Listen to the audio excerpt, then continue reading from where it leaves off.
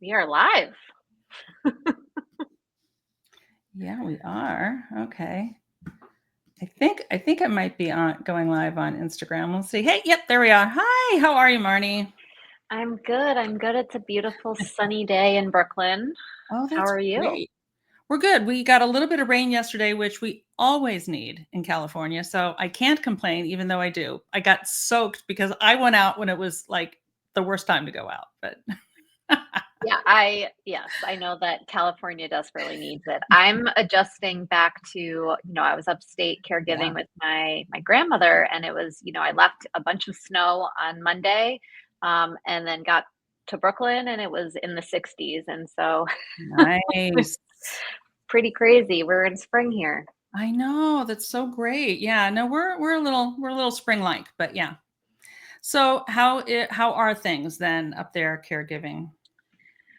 Touch and go, but good. Mhm. I left and my father took my place, and so there's always someone from the family sort of nearby, but it's definitely up and down. I mean, caregiving, can be wonderful and it can be really challenging depending on the day, the mood, how everyone's feeling. It is. It's hard and it's no we are creatures of habit and we like things to we're always trying to get to what's called homeostasis, like everything's good and predictable. And caregiving's not predictable because like literally on one day somebody can be like really alert and lucid and talking and then the next day something changes pretty drastically, so it can feel like whiplash. and that's Totally. and I think that is part of the unsettling issue about really the end of life, is that it isn't at all predictable, and it's very hard because we want to prepare ourselves, but that's why we need to have all these That's difficult conversations. it's exactly what was going on. There was a day where she basically gave her deathbed goodbyes to my whole family that I wrote down. And then the next day we're kind of coloring at the kitchen table and you're just like, what's happening? What's happening here? I She's can't rallying. It's prepare. great. She's going to get all better. It's going to be great. Just take 10 years off her life. She'll be back to being 90. It'll be great. Ugh, but what's actually one beautiful thing that was going on up there sort of in the background is that one of her caregivers was helping her write letters to her children, my dad and my uncle, and to all the grandchildren. Oh, Um, and sort of she was saying what she wanted written down, and the caregiver was doing it, and that those letters will go out to us at a certain point. And I just thought that that was I was so grateful and thankful. I do this with clients all the time, but it's so nice that I will get to receive. I'll just get to be the granddaughter, and so um, nice. and I'm really excited That's really and nice. touched by that.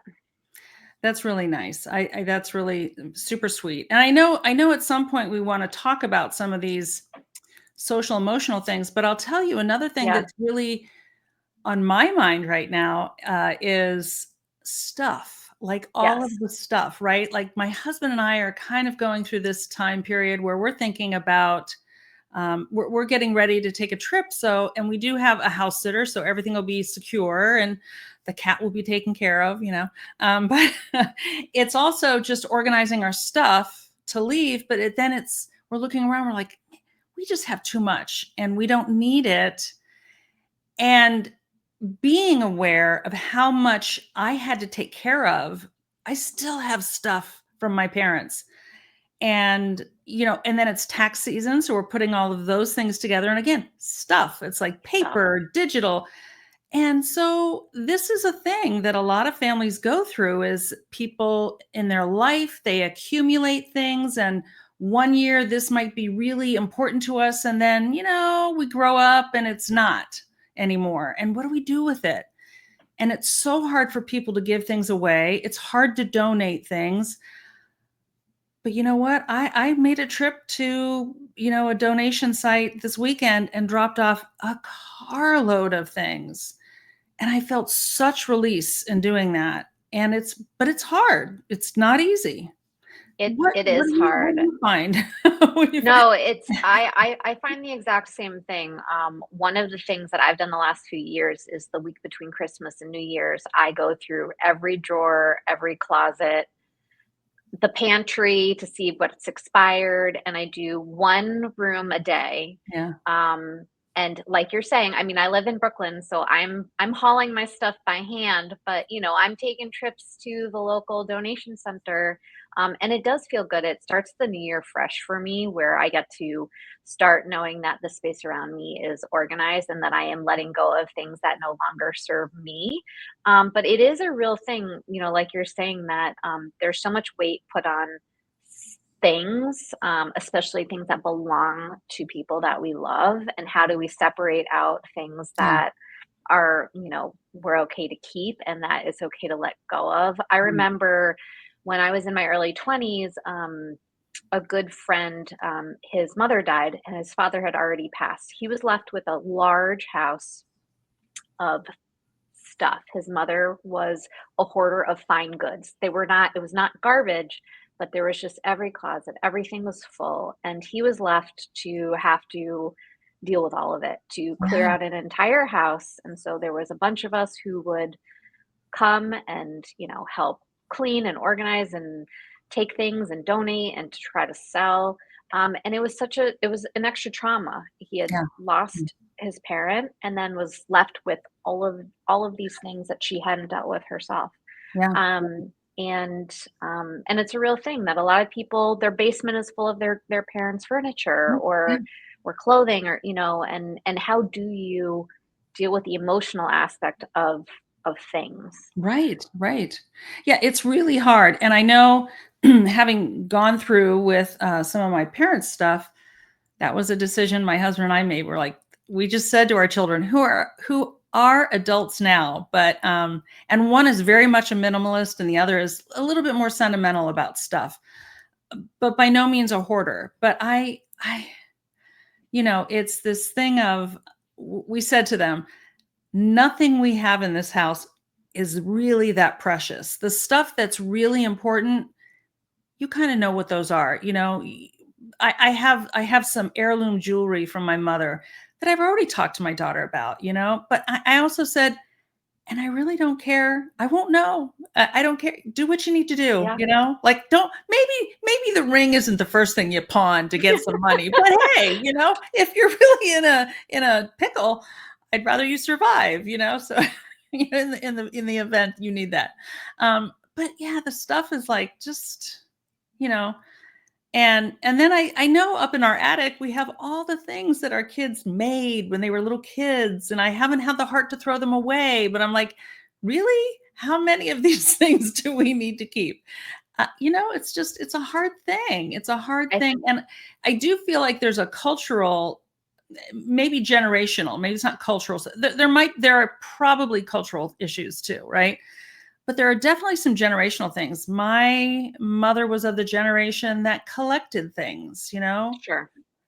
and I never was a collector of things. I think I did as a little kid, maybe a Girl Scout project or something, but they weren't precious things. And we're much more mobile these days, right? After a certain point, even baby boomers became more mobile.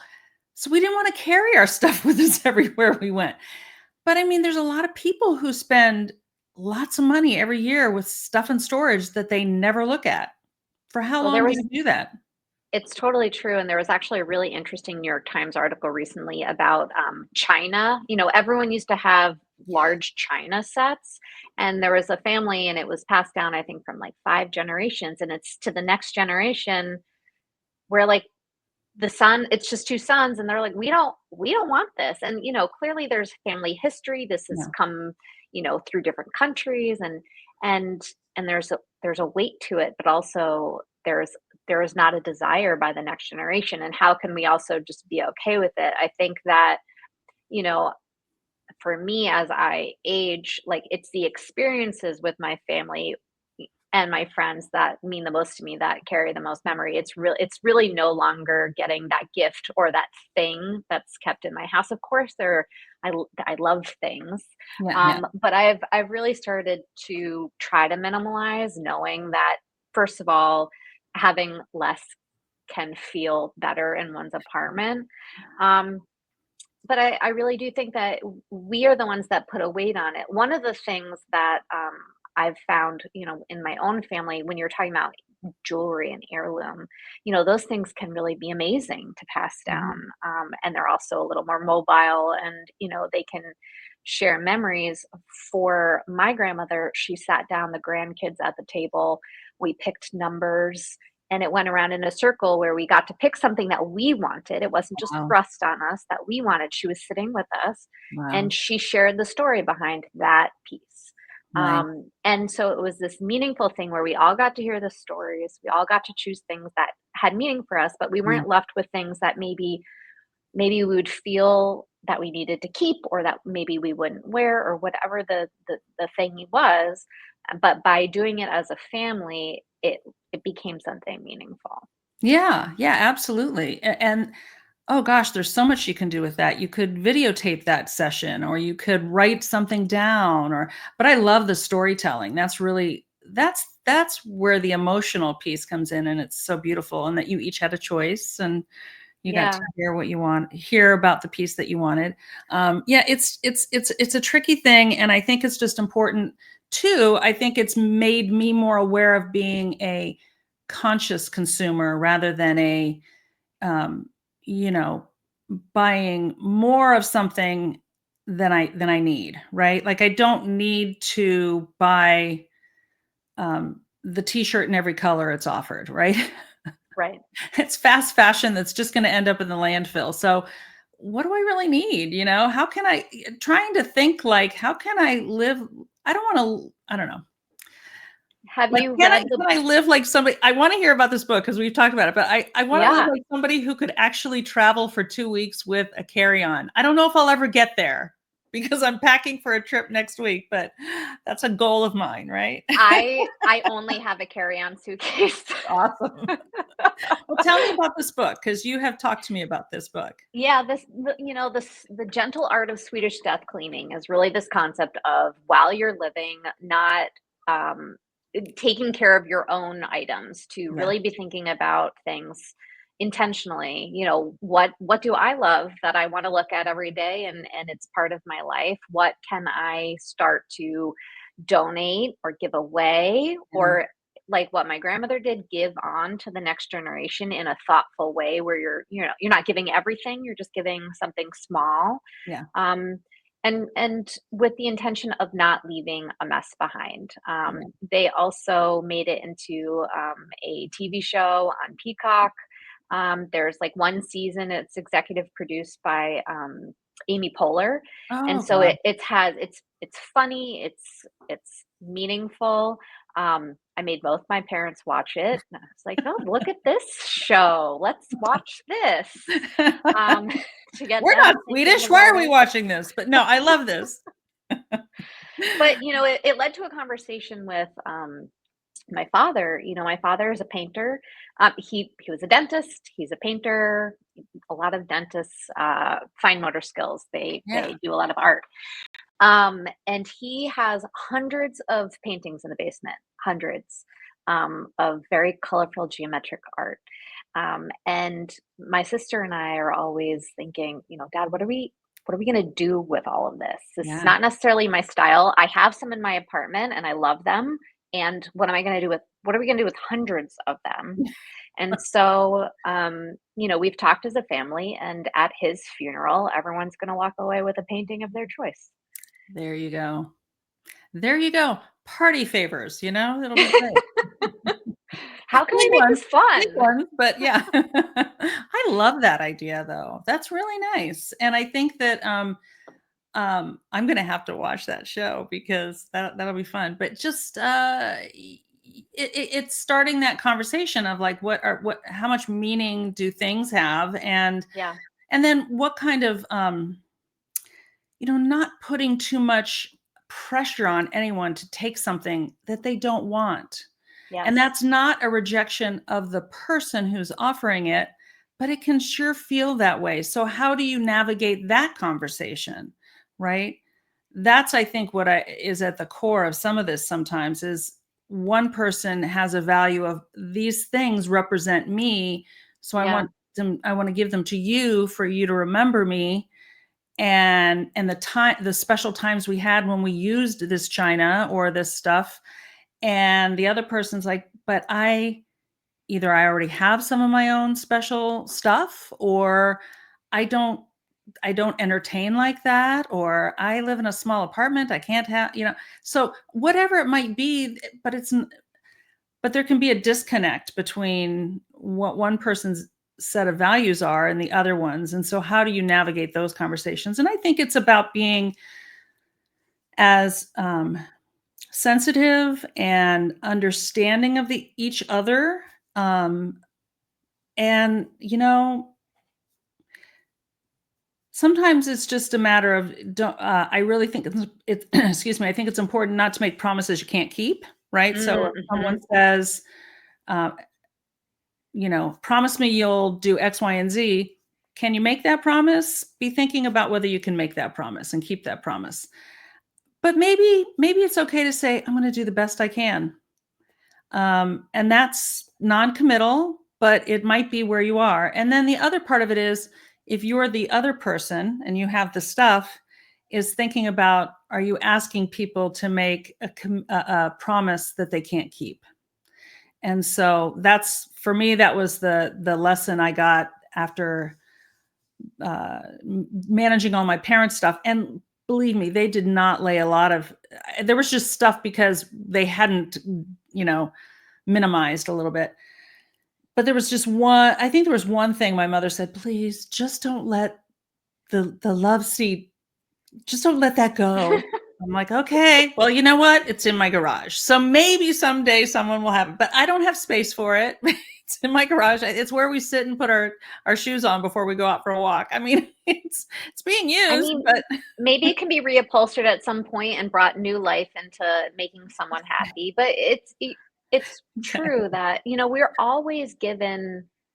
I don't know, I've received gifts for holidays or birthdays that, the the thoughtfulness is there, but maybe it's not my style, or maybe I already have something like it, or for Yeah, whatever reason it doesn't connect with me, and you feel a guilt, you feel an obligation to hold yeah, on to it for X amount of years. yeah. And when do you let yourself off the hook for holding on to something Right, that you don't need or want, or for whatever reason, or you're right, just downsizing? and right, and I think that a lot of people hold on to gifts or belongings of loved ones because there is a connection there. It holds weight because you love that person, you love what it yeah, meant for them, when you were, yeah, experiencing it together. And maybe mhm, it's hard to let go of that piece of furniture, not because you love the furniture, but because you miss that person, right, for sure, and for that part of your time together.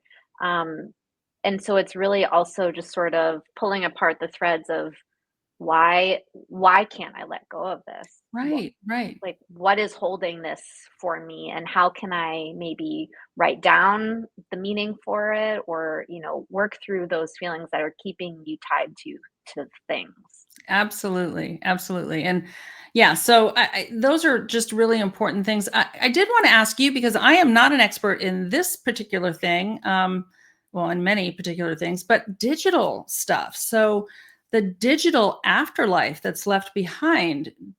How do you help clients or families dig through all of that and how to find what might be out there? Because gosh, most of us are pretty, tied in deep to the digital footprint. So, do you have Oof, thoughts?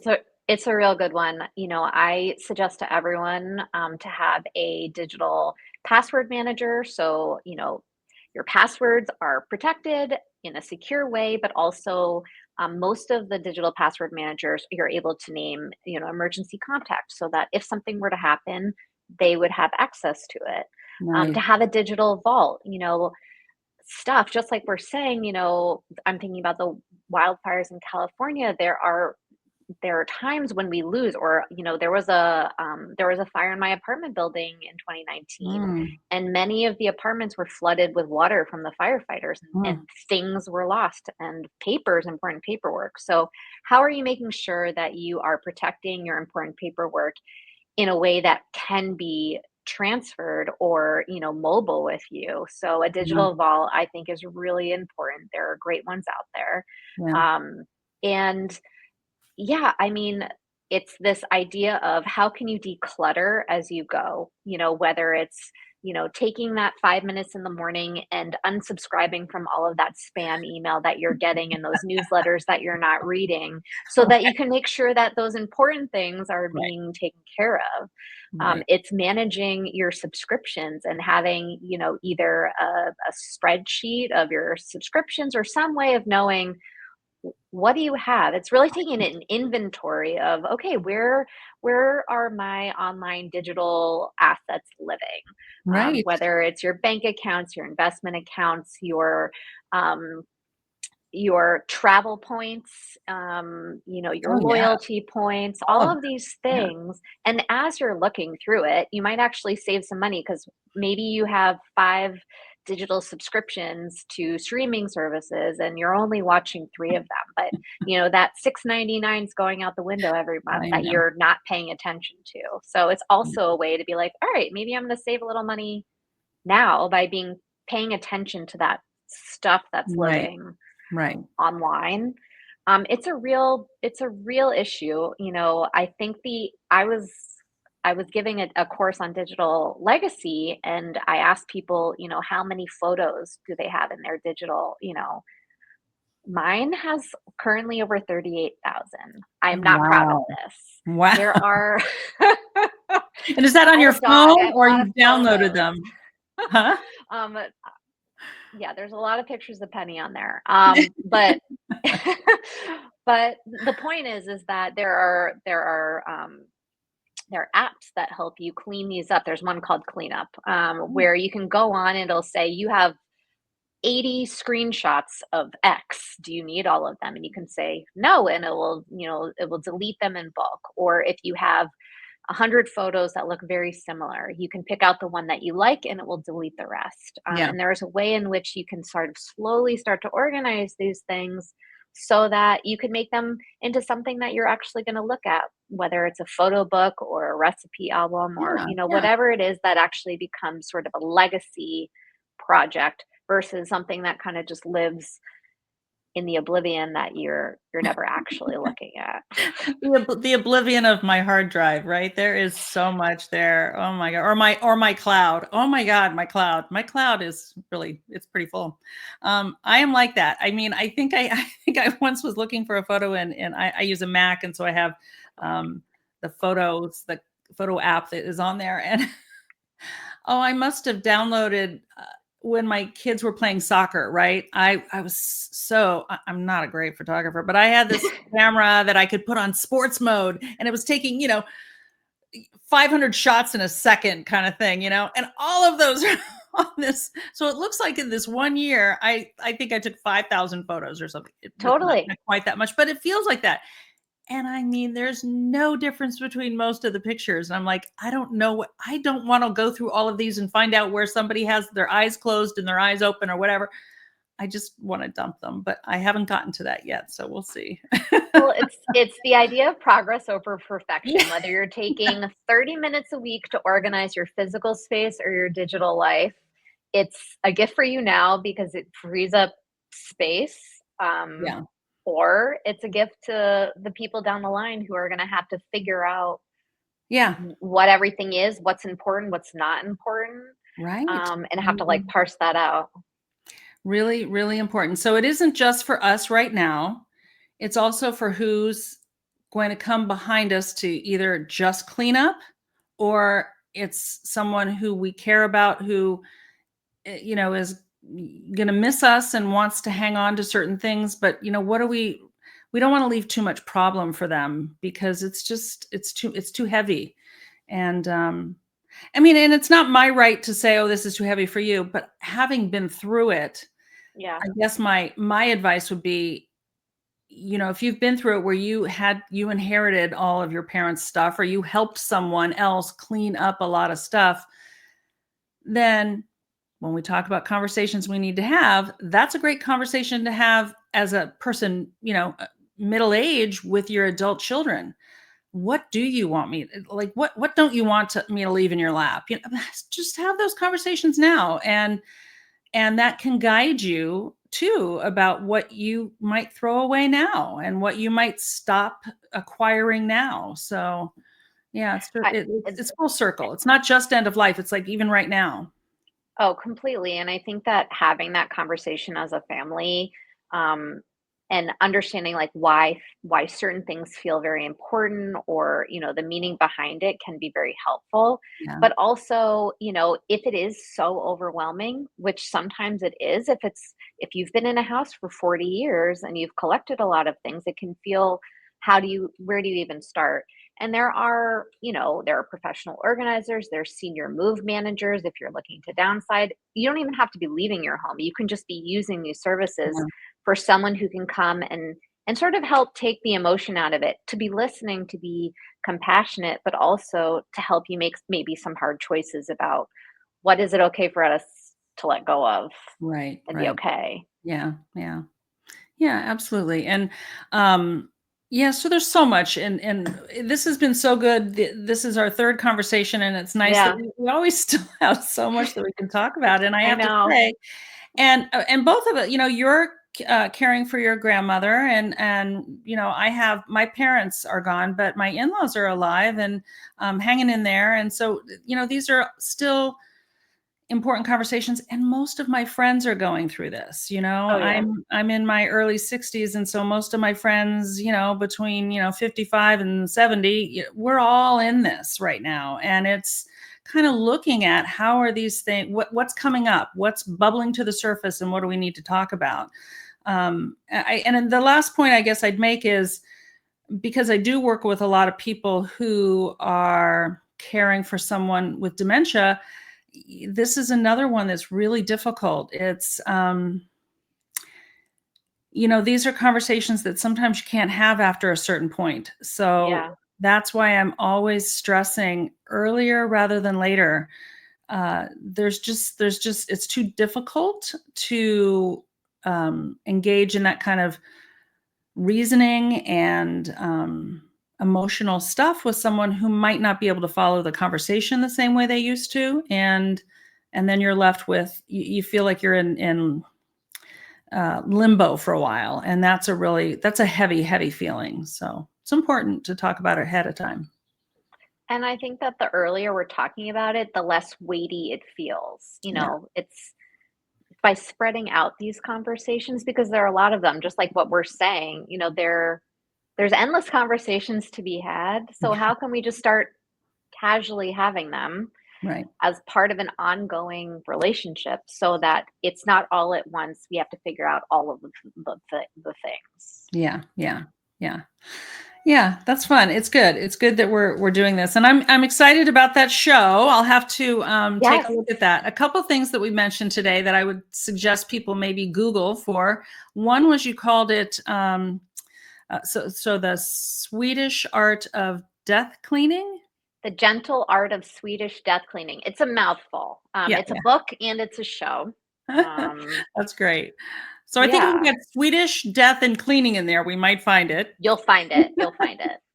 And then you mentioned another one, and you were saying digital vault. Is that what someone would Google? Digital vault, or go Yes. to a browser and find digital vault, and you'll find different products that could help you with that.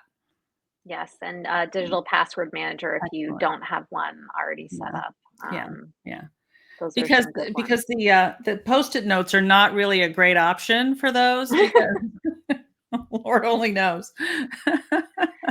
Yeah, Okay. and I know that next week, we're gonna try to dive into more of the emotions and the conversations that we need, that come up when we're about to have these conversations. And I Yeah. know that this is something that you work a lot with Yeah. clients around, is how to Yeah, no, I approach would love them. to. Yeah, it's important to kinda talk about the nitty-gritty and the legal and the, hard and fast kinds of things, and then I like to just always help people think about the social emotional piece. Like, how is this impacting another person? How do you talk to kids about certain things? How do you talk to, you're not going to talk to your 12-year-old the same way you're going to talk to your 24-year-old. And what are some guidelines around that? So I think it's important to just be cognizant of that, because when you're stressed out, you might not stop to think, how do I do this? You just kind of shoot from the hip. And look, that's how life is sometimes. So forgive Totally. yourself if that happens. And then also think, well, how can I be more conscious about this going forward? Yeah, having those tools on how to Yeah. at least start to think about these conversations, I think is gonna be really helpful. Yeah. Yeah. Very good. Well, it's good to see you. I hope you have a great week Yeah, and that I'll your talk to rhetoric you holds next up. week. Yeah. Next week. All right. Bye-bye. Bye.